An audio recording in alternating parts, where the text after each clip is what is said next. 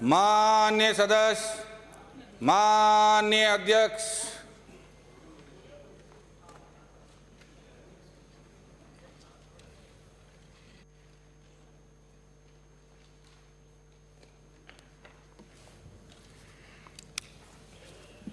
मुझे माननीय सदस्यों को सूचित करना है कि निम्नांकित स्थगन प्रस्तावों की सूचना प्राप्त हुई है। श्री संदीप शर्मा 175 सदस्य की ओर से कोटा शहर की क्षतिग्रस्त सड़कों से पूरे राजस्थान के बेरोजगारों की मंशा के अनुसार एक मांग के आधार पर आपसे प्रार्थना कर रहे हैं, सरकार से प्रार्थना कर रहे हैं कि इस रीट की सीबीआई से जब तक जांच के लिए सरकार अपना मंतव्य प्रकट नहीं करेगी तब तक अध्यक्ष महोदय हमारा विरोध जारी रहेगा। इसलिए अध्यक्ष महोदय मेरा निवेदन है कि मंत्री महोदय विराजे हैं, संसदीय कार्य मंत्री, ये साफ साफ कहें कि आप सीबीआई से जांच कराना चाहते हो कि नहीं चाहते हो? सीबीआई से जांच कराओ। मुझे माननीय सदस्यों को सूचित करना है कि निम्नांकित स्थगन प्रस्तावों की सूचना प्राप्त हुई है। श्री संदीप शर्मा 175 सदस्य की ओर से कोटा से शहर की क्षतिग्रस्त सड़कों से उत्पन्न स्थिति के संबंध में, श्री प्रताप सिंह 92 सदस्य की ओर से 12 जिले में वन कर्मियों का द्वारा नियम विरुद्ध वन क्षेत्र की सीमा से बाहर बजरी से भरी वाहनों के चालान काटने व केस दर्ज करने से उत्पन्न स्थिति के संबंध में, श्री राजकुमार रोध 135 सदस्य की ओर से प्रतापगढ़ जिले में नाबालिग युवतियों के साथ असामाजिक तत्वों द्वारा सामुदायिक बलात्कार किए जाने की घटना से स्थानीय निवासियों में व्याप्त आक्रोश के संबंध में, खुशवीर सिंह 34 सदस्य की ओर से प्रदेश में राशन सामग्री का वितरण क्रय विक्रय सहकारी समितियों के माध्यम से पुनः प्रारंभ करवाने के संबंध में, श्री बाबूलाल जाडोल 100 सदस्य की ओर से विधानसभा क्षेत्र जाडोल के कोटड़ा उपखंड में ग्राम जूड़ा में अनुसूचित जाति की लड़की का अपहरण किए जाने से उत्पन्न स्थिति के संबंध में, श्री गिरधारी लाल मैया 39 सदस्य की ओर से डूंगरगढ़ क्षेत्र के ग्रामीण मार्गों पर रेलवे अंडरब्रिजों का निर्माण नहीं होने के उत्पन्न स्थिति के संबंध में, प्रदेश में सरकार द्वारा रीट परीक्षा सहित गत 3 वर्षों में आयोजित की गई विभिन्न प्रतियोगिता परीक्षाओं की सीबीआई से जांच करवाने के संबंध में निम्न सदस्यों का प्रस्ताव प्राप्त हुआ। श्री राम प्रताप कासनिया 144, श्री धर्मेंद्र कुमार 74, श्रीमती शोभा चौहान 170, श्री जोराराम कुमार 64, नरेंद्र नागर 77, हरेंद्र निमामा 196, कालूराम 26, श्री अमीर सिंह बायल 193, अमृतलाल मीणा 8, ज्ञानचंद पारक 66, बलबीर सिंह दूसरा 999, संजय शर्मा 172, छगन सिंह 55, गोपीचंद मीणा 47, फूल सिंह मीणा 96, गुलाबचंद कटारिया 43, ललित ओसवाल 154, अर्जुन लाल जिनगर 9, श्रीमती संतोष 173, श्री रूपाराम 151, श्री जोगेश्वर गर्ग 63, श्री वासुदेव देवनानी 159। उपरोक्त प्रस्ताव ऐसे नहीं है कि सदन की पूर्व निर्धारित कार्रवाई को रोककर इन पर विचार किया जाए, अतः इन पर अनुमति देने में असमर्थ हूँ। श्री बलजीत यादव 97 सदस्य की ओर से RAS की मुख्य परीक्षा 3-4 माह के लिए स्थगित नहीं किए जाने से उत्पन्न स्थिति के संबंध में, श्री बलवान पूनिया 98 सदस्य की ओर से सेना भर्ती रैली आयोजित करने के संबंध में। उपरोक्त प्रस्ताव भी ऐसे नहीं है कि सदन की पूर्व निर्धारित कार्रवाई को रोककर इन पर विचार किया जाए, अतः अनुमति देने में असमर्थ हूँ। फिर भी माननीय सदस्य श्री बलजीत यादव 97, श्री बलराम पूनिया को उनके प्रस्ताव की विषय वस्तु पर 2-2 मिनट बोलने की अनुमति होगी। प्रक्रिया के नियम 295 के अंतर्गत प्राप्त सूचनाएं, श्री जक्सीराम 57 सदस्य की ओर से विधानसभा क्षेत्र रेवदर में विभिन्न ग्राम पंचायतों के सड़क मार्ग से होकर बहने वाली नदियों पर पुल व पुलिया निर्माण कराए जाने के संबंध में, श्री धर्मेंद्र कुमार 74 सदस्य की ओर से हनुमानगढ़ के जिला अस्पताल को मेडिकल कॉलेज से संबंध रखे जाने के संबंध में, श्री जोराराम कुमार 64 सदस्य की ओर से विधानसभा क्षेत्र सुमेरपुर में राजकीय महाविद्यालय के अधूरे भवन का कार्य पूर्ण करवाने तथा रिक्त पदों को भरने के संबंध में, श्री सुरेश रावत 190 सदस्य की ओर से बिसलपुर परियोजना के तहत केवल अजमेर को ही पानी का वितरण किए जाने के संबंध में, श्री छगन सिंह 55 सदस्य की ओर से और विधानसभा क्षेत्र की क्षतिग्रस्त सड़कों का नवीनीकरण कराए जाने के संबंध में, श्री मंजीत धर्मपाल चौधरी 112 सदस्य की ओर से विधानसभा क्षेत्र मुंडावर की पेयजल समस्या के निराकरण के संबंध में, श्री फूल सिंह मीणा 96 सदस्य की ओर से गिरवा पंचायत समिति के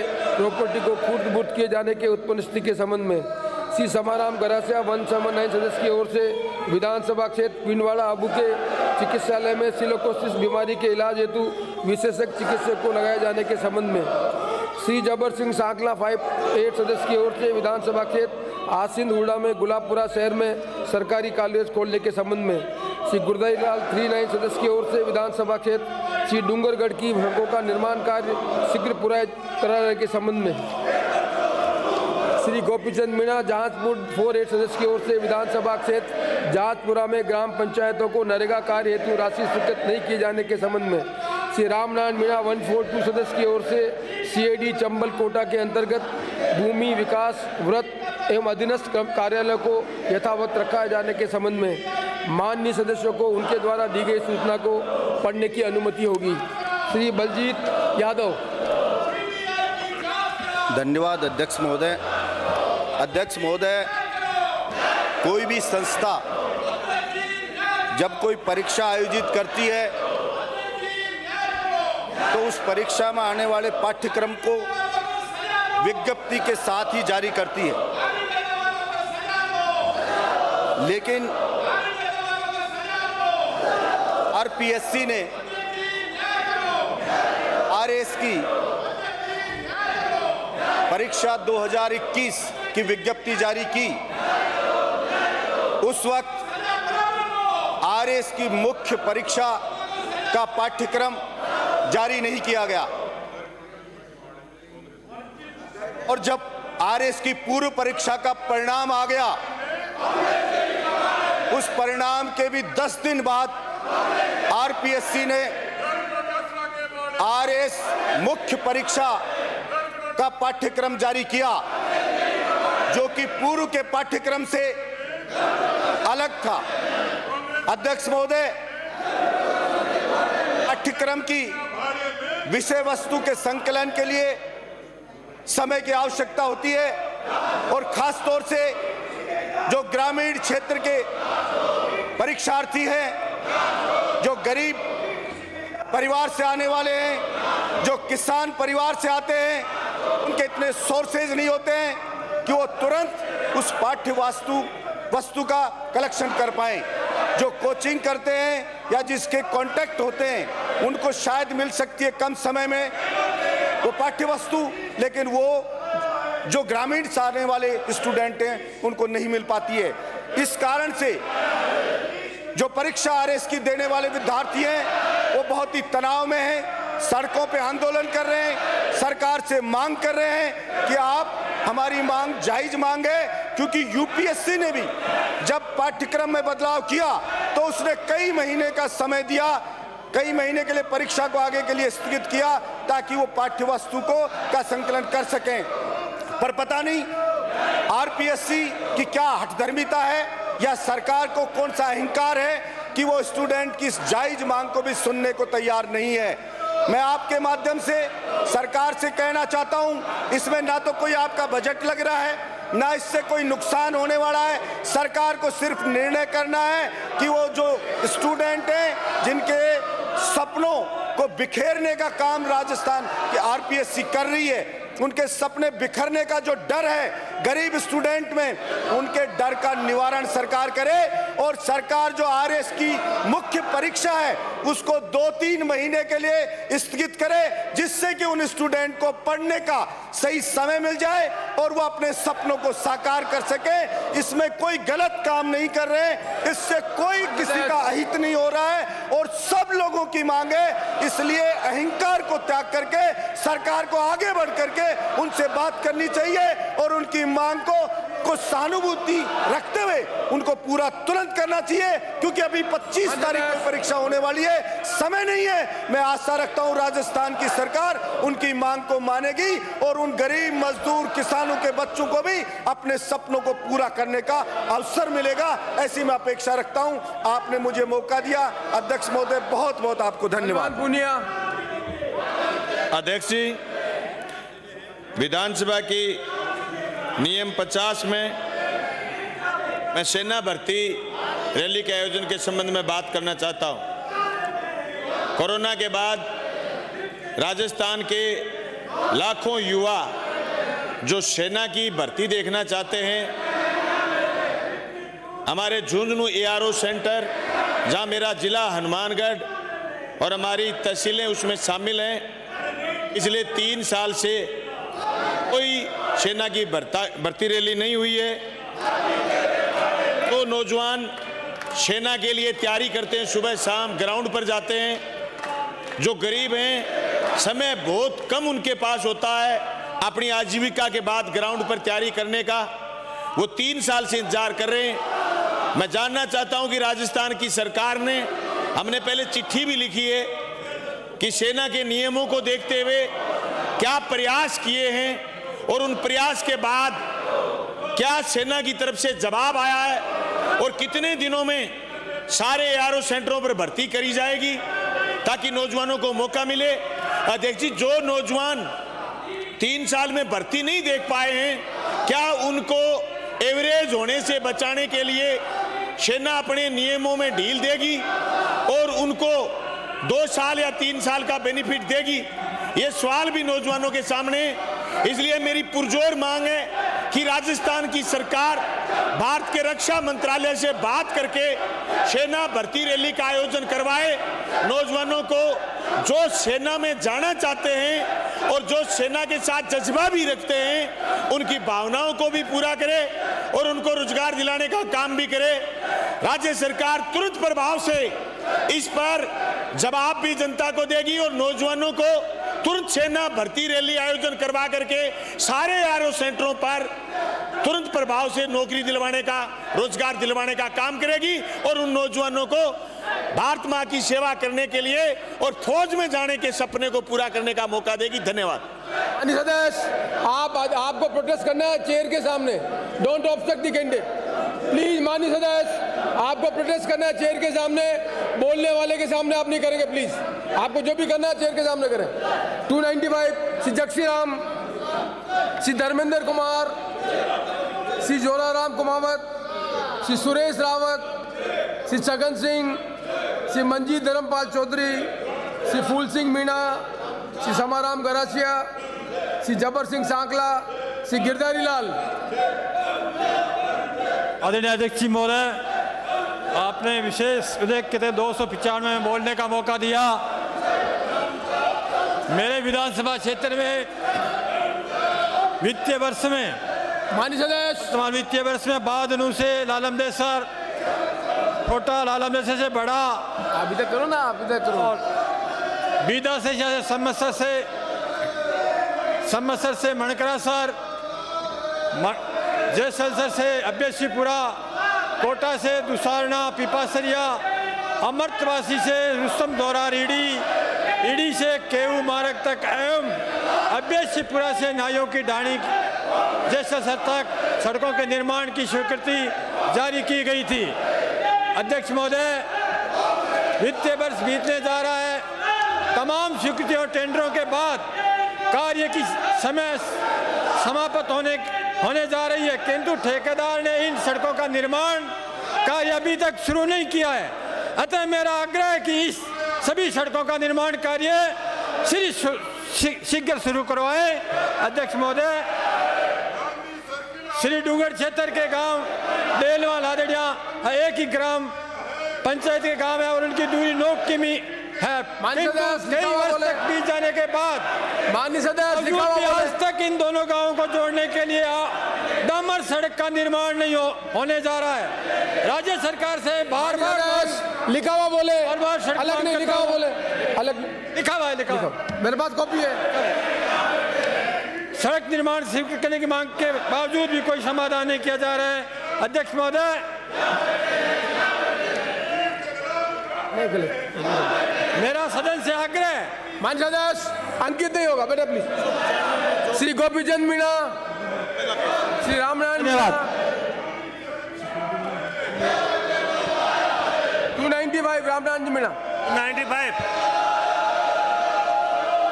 माननीय एडी चंबल कोटा के अंतर्गत भूमि विकास वृत्त एवं अधीनस्थ कार्यालयों को यथावत रखा जाने के लिए विशेष शुल्क प्रस्ताव अंतर्गत नियम 295 मान्य और महोदय, सिंचित क्षेत्र विकास चंबल परियोजना क्षेत्र में सिंचित क्षेत्र की 2,29,000 हेक्टेयर भूमि में खेत सुधार कार्य भारत सरकार की मदद से केंद्रीय परिवर्तित योजना अंतर्गत किए जा रहे हैं। खेत सुधार कार्य वैज्ञानिक तकनीकी रूप से कृषि भूमि को विकसित करके अधिक उपज प्राप्त करने के उद्देश्य से इस प्रकार विकसित किए जाते हैं कि नहरों का जल सिंचाई हेतु प्रत्येक खेत तक निर्बाध रूप से पहुंच सके। अतिरिक्त जल के निकास हेतु जल निकास तंत्र विकसित किया जाए। खेतों को चौरस आकार देकर समतलीकरण किया जाए एवं प्रत्येक खेत पर निर्बाध रूप से आवागमन हेतु रास्तों का निर्माण किया जाए, जिससे लगातार नहरी पानी से सिंचाई के कारण जल भराव व भूमि को उसर रोकने से रोका जाए एवं किसानों की आय में वृद्धि की जा सके। खेत सुधार कार्यों से सिंचाई जल की बचत होने से सिंचाई क्षमता में 20% तक की वृद्धि होती है एवं काश्तकारों को अच्छी पैदावार होने से उनकी आय में वृद्धि होती है। इस हेतु कार्य भूमि विकास व्रत कोटा के अधीन विभिन्न खंडीय कार्यालयों द्वारा संचालित किए जा रहे हैं। अब तक मात्र 1,59,000 हेक्टेयर में ही खेत सुधार कार्य करवाए गए हैं। दिनांक 1 अप्रैल 2017 से भारत सरकार द्वारा केंद्रीय सहायता बंद कर दिए जाने से वर्तमान में लगभग 70,000 हेक्टेयर कृषि भूमि में खेत सुधार कार्य किए जाना शेष है। पूर्व निर्मित खेत सुधार क्षेत्रों में ड्रेनों की सफाई एवं दोनों को पक्का करने का कार्य भी शेष है। गणेशगंज लिफ्ट परियोजना में तो अभी तक दोहरे भी निर्मित नहीं करवाए जा सके हैं। विभाग द्वारा वर्तमान में राज्य मध्य के भाव में महात्मा गांधी नरेगा से ड्रेनों की सफाई एवं दोनों को पक्का करने का कार्य किया जा रहा है। राज्य पर कोई अतिरिक्त वित्तीय भार भी नहीं पड़ रहा है, किंतु ऐसी स्थिति में भी सिंचित क्षेत्र विकास चंबल परियोजना क्षेत्र में भूमि विकास व्रत कोटा एवं अधीनस्थ खंडीय कार्यालयों को समाप्त किए जाने का जनहित के विरुद्ध कार्य किया जा रहा है। सिंचित क्षेत्र में प्रत्येक पंचायत समिति स्तर पर एक खंडीय कार्यालय की आवश्यकता रहती है। ऐसी स्थिति में कृषकों के लिए लाभकारी एवं विभाग को समाप्त या कम करना उचित नहीं है।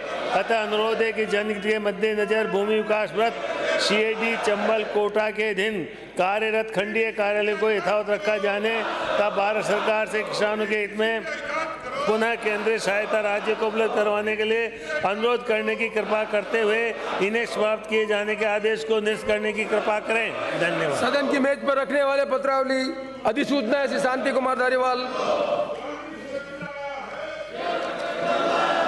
अध्यक्ष महोदय, मैं आपकी अनुमति से कार्य सूची में किए गए उल्लेख के अनुसार गृह विभाग की 27 अधिसूचनाएं एवं विधि विभाग की 1 अधिसूचना सदन की मेज पर रखता हूं। वार्षिक प्रतिवेदन लेके श्री बुलाकी दास कल्ला।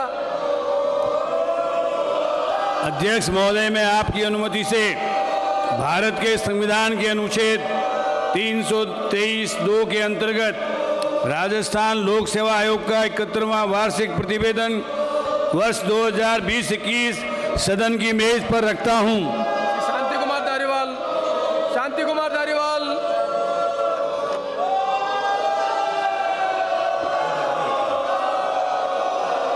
अध्यक्ष महोदय, मैं आपकी अनुमति से जयपुर विकास प्राधिकरण अधिनियम 1982 की धारा 64 के अंतर्गत जयपुर विकास प्राधिकरण के अंकेक्षित वार्षिक लेखे वर्ष 2020-2021 सदन की मेज पर रखता हूं। प्रसादी लाल। अध्यक्ष महोदय, मैं आपकी अनुमति से कंपनी अधिनियम 2013 की धारा 395(1)(b) के अंतर्गत Rajasthan state beverages corporation limited का 16वां वार्षिक प्रतिवेदन वर्ष 2020-2021 सदन की मेज पर रखता हूं। डॉक्टर महेश जोशी।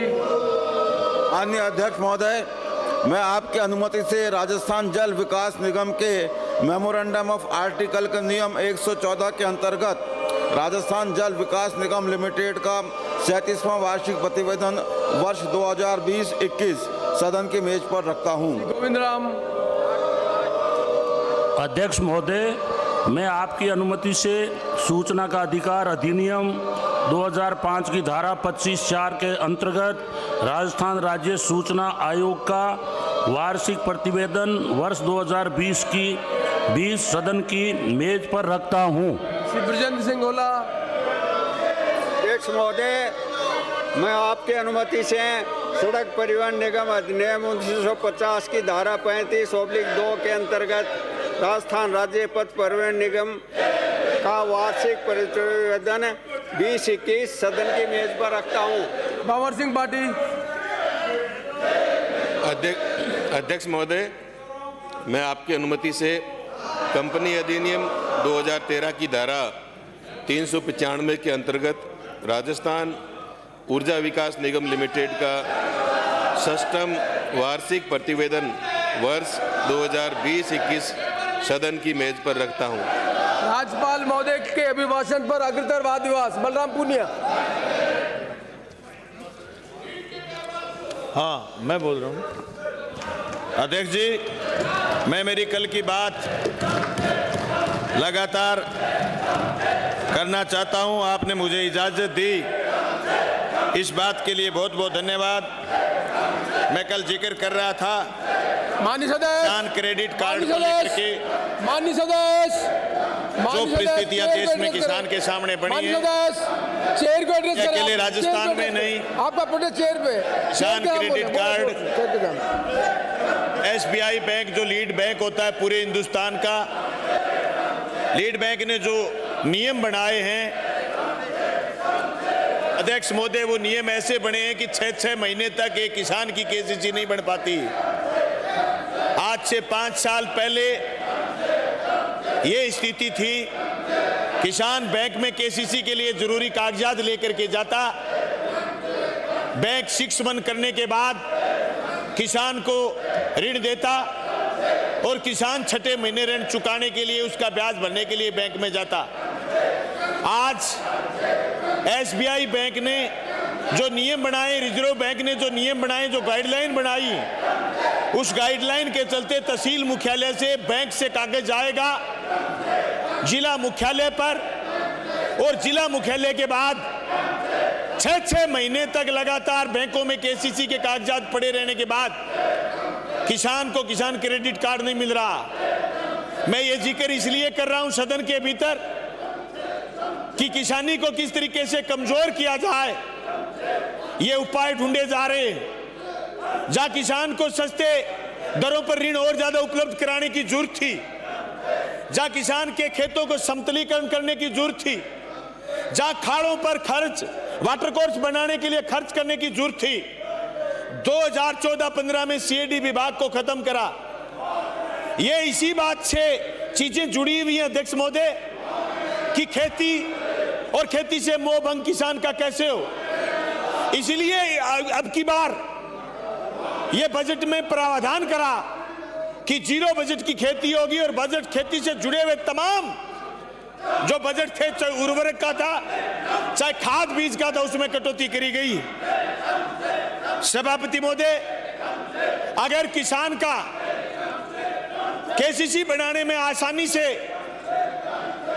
सरकार मदद करे तो देश में किसान ऐसे भी हैं, मेरी विधानसभा क्षेत्र के 95% किसान, 95% किसान सभापति महोदय समय पर ब्याज भरते हैं, जिससे उनका प्रीमियम कटता है, और समय पर प्रीमियम कटने के बाद जब खेतों में नुकसान होता है तो इसी राजस्थान के भादरा तहसील के किसानों को अब तक 800 करोड़ रुपए पिछले 3 साल में फसल बीमा क्लेम मिला।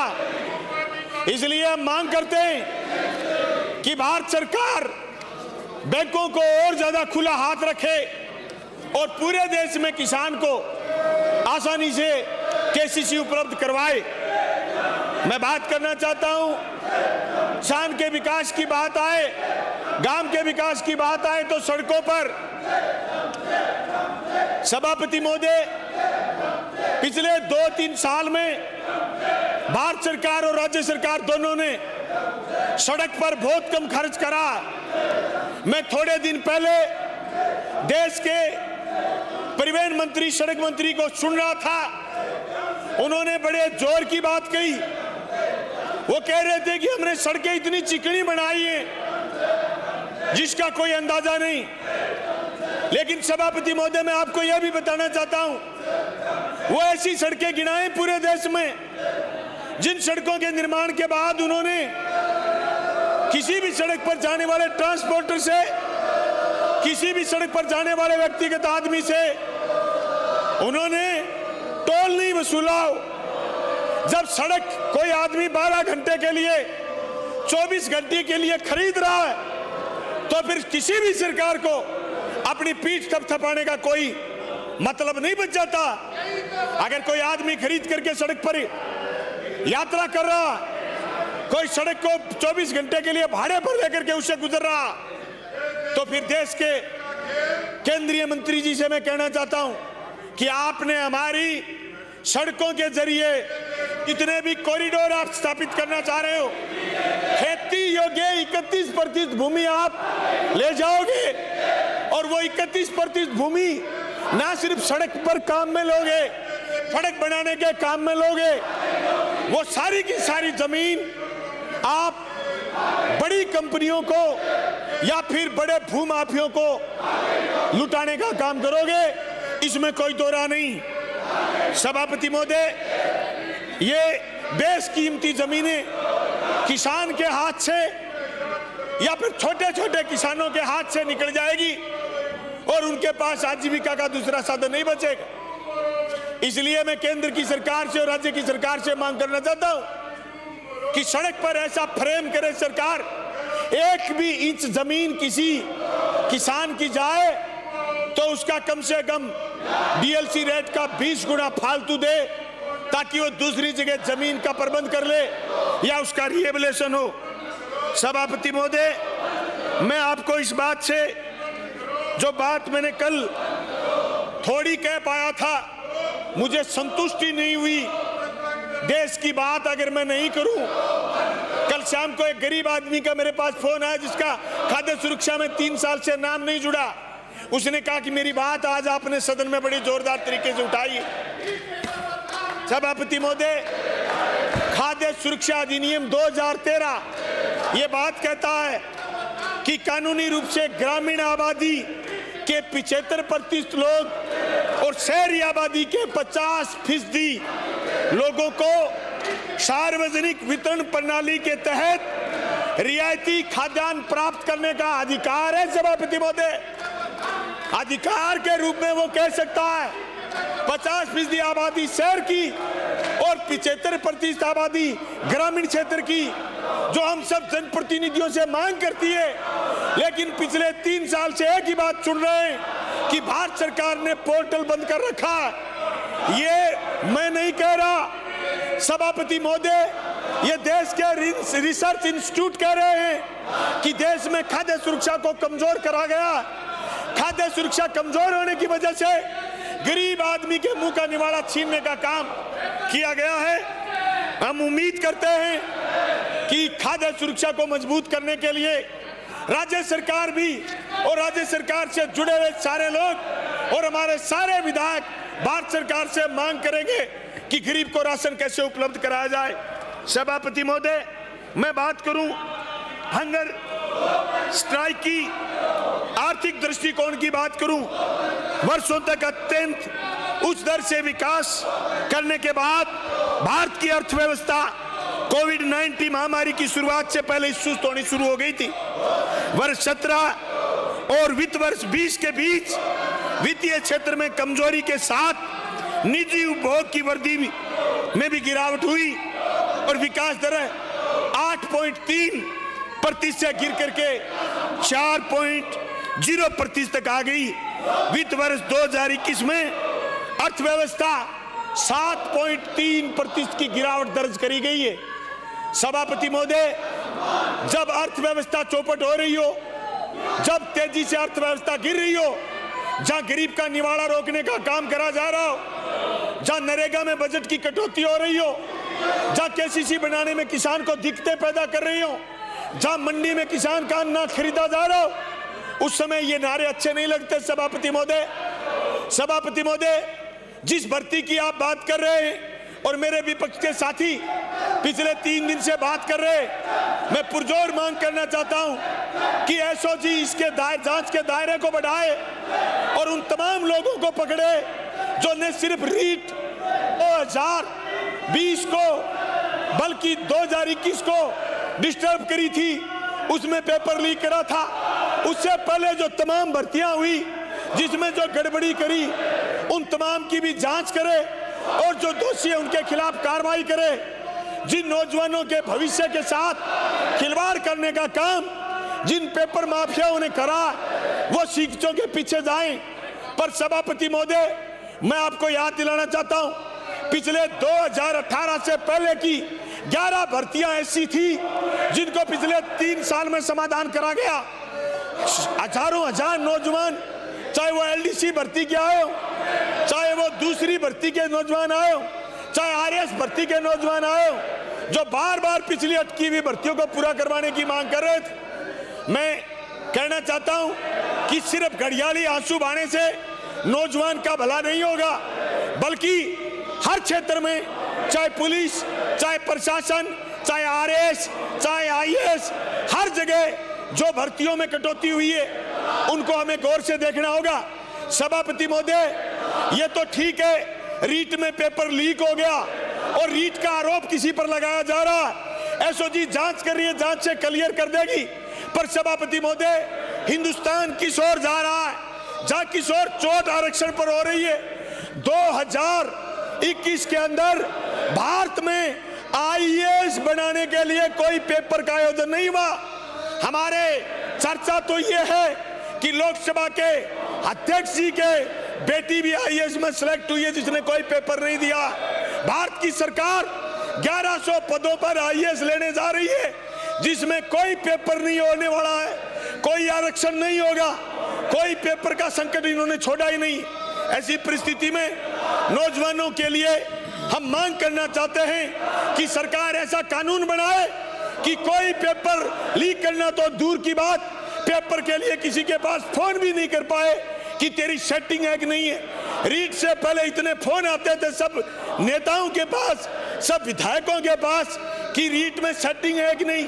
ये सेटिंग का शब्द कहां से आया, उस आदमी को पकड़ने की जरूरत है। सभापति महोदय, मैं कहना चाहता हूं कि नौजवानों के साथ खिलवाड़ तब होगा जब नौजवान सारे के सारे पेपर की तैयारी कर रहे हो। जैसे मेरे साथी अभी कह रहे थे आरएएस के लिए, उससे पहले एईएन भर्ती का मसला था, सिलेबस के लिए बच्चे 2 महीने की लड़े। धन्यवाद करना चाहूंगा मैं पूर्व ऊर्जा मंत्री का, जिन्होंने हमारी इस बात को मानना भी था कि सिलेबस को उन्होंने सही कर दिया था। आज आरएएस के बच्चे कह रहे कि हमारा सिलेबस ठीक करो, हमारा सिलेबस जो बदल दिया गया, पेपर आगे बढ़ाने की मांग कर रहे हैं। मैं कहना चाहता हूं आरपीएससी जो पेपर आयोजित करे, जो आरपीएससी का बड़ा सतर था देश में, उस आरपीएससी को अपनी पहचान को वापस मजबूती के साथ आगे बढ़ाना है। राजस्थान का भर्ती बोर्ड जो बिना किसी कलंक के, जो बिना किसी बात के भर्तियां आयोजित करता था, उस बात को आगे बढ़ाने की जरूरत है। सभापति महोदय, राजस्थान में कोई सेटिंग नहीं चलती थी, राजस्थान में कोई भर्ती लीक, पेपर लीक नहीं होते थे। वापिस उसी दौर को हमें कायम करना है। सभापति महोदय, मैं आपका ध्यान इस बात की तरफ भी करना चाहूंगा कि थोड़े दिन पहले राजस्थान में एसआई के लिए 11 पदों पर भर्ती हुई थी खिलाड़ियों की, जिसमें भी यहाँ के अभ्यर्थी ये कह रहे हैं कि राजस्थान का एक भी अभ्यर्थी नहीं हुआ। उस भर्ती की भी जांच करवाने का काम करें और नौजवानों के साथ न्याय करें। न्याय अपनी जगह सभापति महोदय, और न्याय की अवधारणा अपनी जगह।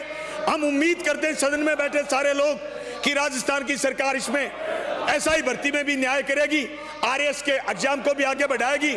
सभापति महोदय, मैंने कल भी मेरी बात रखी थी, राज्यपाल के अभिभाषण के बाद राजस्थान का बजट आएगा। राजस्थान के बजट में राजस्थान की सरकार स्वास्थ्य से लेकर के, स्कूल से लेकर के, शिक्षा से लेकर के सड़क तक में तेजी से विकास करने का काम करेगी। जल जीवन मिशन में पूरे प्रदेश में अच्छा काम चल रहा है। पिछली बार जो जल जीवन मिशन में राजस्थान की सरकार ने काम करा, उसको आगे बढ़ाते हुए इन तीनों मुद्दों पर, सड़क, बिजली, पानी और स्वास्थ्य पर तेजी से सरकार काम करेगी। हम उम्मीद करते हैं कि हमारे विपक्ष के साथियों को सद्बुद्धि आएगी। इनको हंगर इंडेक्स में जो हिंदुस्तान पूरी दुनिया में 113वें स्थान पर चला गया है, इससे कुछ सबक आएगा, ये सीखेंगे। और 25 के 25 हमारे एमपी भारत सरकार से हमारे राजस्थान के लिए विभिन्न योजनाओं में पैसा लाने का काम करेंगे। उनके लिए हमारे विपक्ष के साथी उनको मजबूती से गाइड भी करेंगे। आज ये सेट तो हो गए थे, सभापति महोदय तैयार भी हो गए थे, अब पीछे से फिर किसने उखाड़ दिया पता नहीं, इसका पता तो आप ही करेंगे। मुझे बोलने का वक्त दिया और मुझे मेरी बात कहने का वक्त दिया, इसके लिए मैं मेरी तरफ से और भादरा की जनता की तरफ से आपका बहुत बहुत धन्यवाद करना चाहता हूं। धन्यवाद। श्री संयम लोढ़ा, श्री संयम लोढ़ा।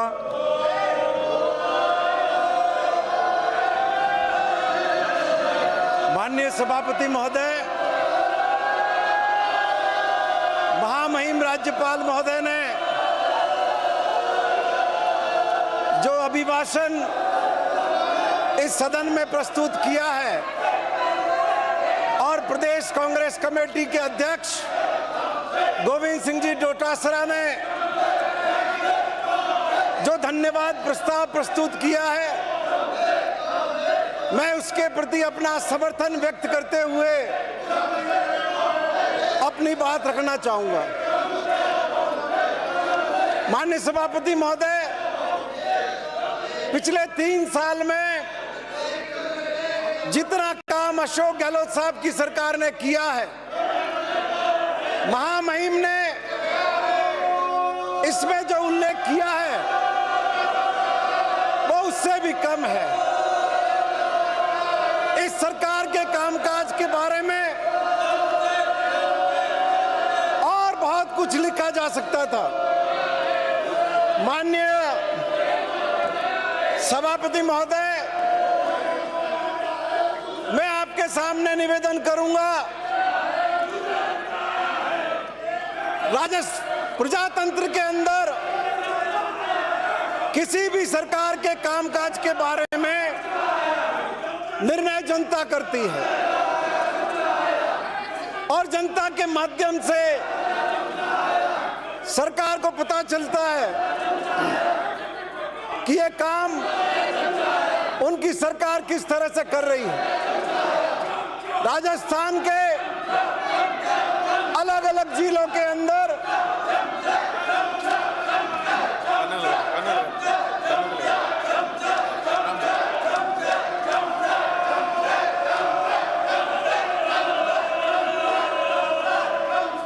जो उपचुनाव हुए, जो लोग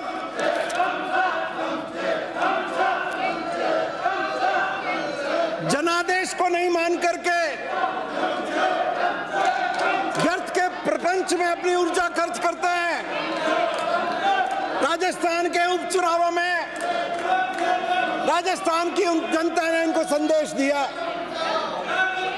जहां भारतीय जनता पार्टी को न केवल चौथे स्थान पर जाना पड़ा, इनको जमानत तक गंवानी पड़ी अपनी,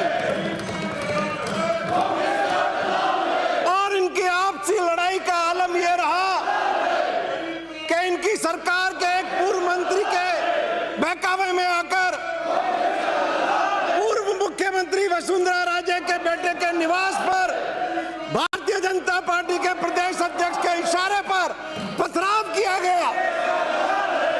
और यहां तक माननीय अध्यक्ष महोदय, आज इतने दिन बीतने के बाद भी उस मुकदमे में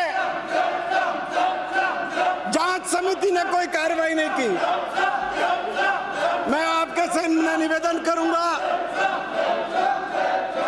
राजस्थान का नहीं, देश के प्रमुख अखबार राजस्थान पत्रिका ने पिछले दिनों एक सर्वे किया और उस सर्वे के अंदर मंत्रियों के कामकाज, विधायकों के कामकाज और विपक्ष के कामकाज और राजस्थान के लोगों की राय जानी। माननीय सभापति महोदय, मुझे बहुत आश्चर्य है कि देश के प्रमुख अखबार राजस्थान पत्रिका के द्वारा इनको आईना दिखाने के बाद भी ये सुधरने का नाम नहीं ले रहे हैं।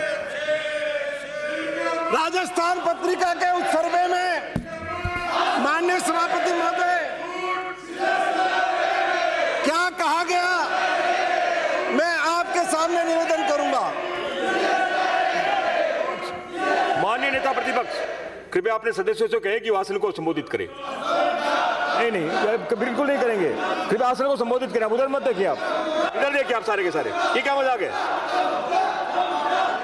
संसदीय परिवारों को निर्माण करें, आप इधर देखिए। श्री संयम लोढ़ा। राजस्थान पत्रिका लिखता है 15वीं विधानसभा विपक्ष की भूमिका को लेकर मेगा सर्वे।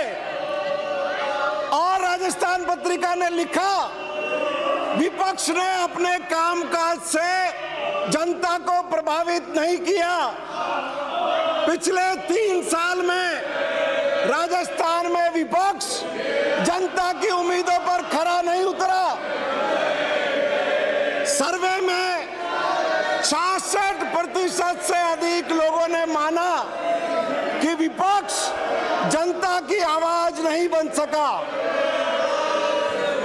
68% से अधिक लोगों का मानना है कि विपक्ष जनहित के मुद्दों पर राज्य सरकार को विधानसभा में घेरने में पूरी तरह से नाकामयाब रहा। इतना ही नहीं, सर्वे में शामिल आधे लोगों ने यह कहा, माननीय सभापति महोदय, कि सरकार को गिराना विपक्ष का एकमात्र मकसद रहा। 53% लोगों ने कहा कि उनको कोई उम्मीद नहीं है कि आने वाले वक्त में भी बीजेपी के लोग अपनी कोई भूमिका निभा सकेंगे। माननीय सभापति महोदय, जिन 5 बिंदुओं पर सर्वे में राय सामने आई, मैं आपके माध्यम से राजस्थान की जनता के सामने रखना चाहता हूं। क्या विपक्ष जनता की आवाज बन पाया? 67% लोगों ने कहा नहीं। क्या विपक्ष जनहित के मुद्दों पर राज्य सरकार को विधानसभा में घेरने में कामयाब रहा? 69% लोगों ने कहा नहीं। कोरोना काल में क्या विपक्ष ने सरकार के साथ मिलकर के जनता की मदद की? 50% लोगों ने कहा नहीं। और माननीय सभापति महोदय, क्या सरकार को गिराना विपक्ष का असली मकसद था? 51% लोगों ने कहा कि बीजेपी सरकार को गिराना चाहती थी। इतना ही नहीं, माननीय सभापति महोदय, जो 5वां सवाल राजस्थान पत्रिका ने राजस्थान के लोगों के सामने रखा, अगले 2 साल में क्या विपक्ष और सशक्त भूमिका निभा पाएगा? 54% लोगों ने कहा नहीं। विराजिए। माननीय नेता प्रतिपक्ष, मैं पुनः आग्रह करूंगा, अपने माननीय सदस्यों कहें आसन को संबोधित करें।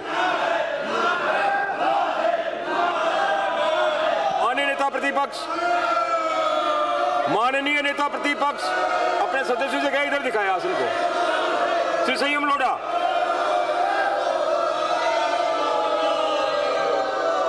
तो माननीय सभापति महोदय, मैंने आपके सामने निवेदन किया कि किस तरीके से राजस्थान पत्रिका ने भारतीय जनता पार्टी के नाकारापन, भारतीय जनता पार्टी के निकम्मेपन, भारतीय जनता पार्टी की दिशाहीनता को उजागर किया। और इन 3 साल में भारतीय जनता पार्टी ने राजस्थान के लोगों को अपने कर्म से किस रूप में हताश किया, वो राजस्थान पत्रिका ने एक आईना दिखाया। अब माननीय सभापति महोदय, महामहिम राज्यपाल के अभिभाषण के बिंदु संख्या 80 के माध्यम से मैं अपनी बात शुरू करूंगा। हमारे संविधान निर्माता बाबा साहब भीमराव अंबेडकर ने कहा था सभी मनुष्य एक ही मिट्टी के बने हुए हैं और उन्हें यह अधिकार भी है कि वे अपने साथ अच्छे व्यवहार की मांग करें। राजेंद्र जी, माननीय सभापति महोदय, आपके पीछे ठीक राष्ट्रपिता महात्मा गांधी की प्रतिमा की फोटो लगी हुई है और ये सरकार और हमारे मुख्यमंत्री अशोक गहलोत महात्मा गांधी के आदर्श को आत्मसात करके लगातार सार्वजनिक जीवन में काम कर रहे हैं। इन्हें इधर ले तो जाओ। समाज में सबसे पीछे बैठा हुआ आदमी है, उसको उन्होंने गले लगा करके एक सम्मानजनक जीवन देने का काम अपनी सरकार की लोक कल्याणकारी नीतियों के माध्यम से किया है। अन्य सभापति महोदय, मैंने कल ही कहा था कि अरे खड़े मत रखो उनको, वो उम्र दराज है, बैठ जाओ, तो माने नहीं। आप एक बार उधर। उनकी तबीयत खराब हो गई, आज फिर तबीयत खराब हो गई। माननीय सभापति महोदय, लेकिन अशोक गहलोत की सरकार इनका भी ध्यान रखेगी और इनको ले जाने के लिए गाड़ी बुला ली गई है और ये व्यवस्था की जा रही है कि इनका ठीक से इलाज हो। अब मैं आपके माध्यम से निवेदन करूंगा, इस सरकार ने राजेंद्र जी, एक के बाद एक राजेंद्र जी भेजना लहरों का सामना किया। डॉक्टर को मैंने बुलाया, इनको चेंबर में लेके क्यों नहीं जाते आप? हैं? आप इनको मैं बुला ले डॉक्टर को, आप इनको चेंबर में लेके जाओ।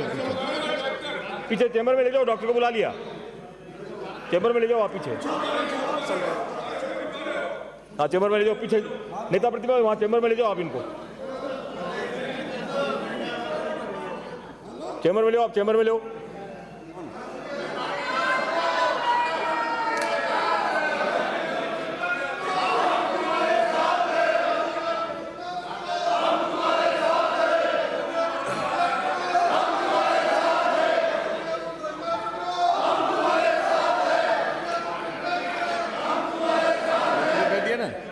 जितने लोग संवेदना रखने वाले थे वो तो माननीय सदस्य के साथ चले गए और जो बिना संवेदना के हैं वो यहाँ खड़े हुए अभी तक। माननीय सभापति महोदय, किन विपरीत परिस्थितियों में अशोक गहलोत ने राज संभाला था, मैं आपके माध्यम से निवेदन करना चाहूंगा। भारतीय जनता पार्टी की सरकार ने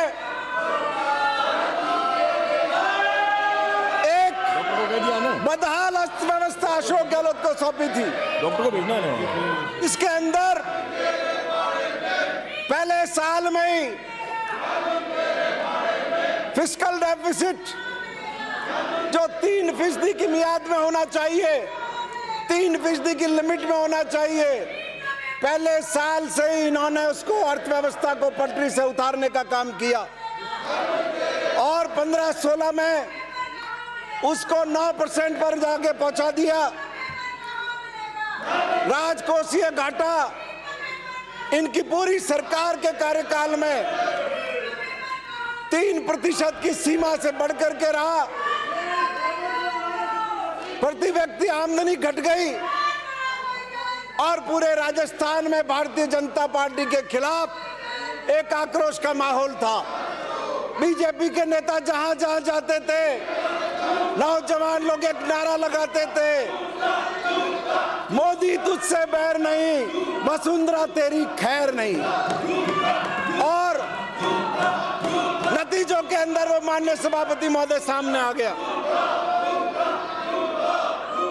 इसके बाद विपरीत परिस्थितियों में अशोक गहलोत साहब ने सरकार संभाली, लोगों का भरोसा लौटा,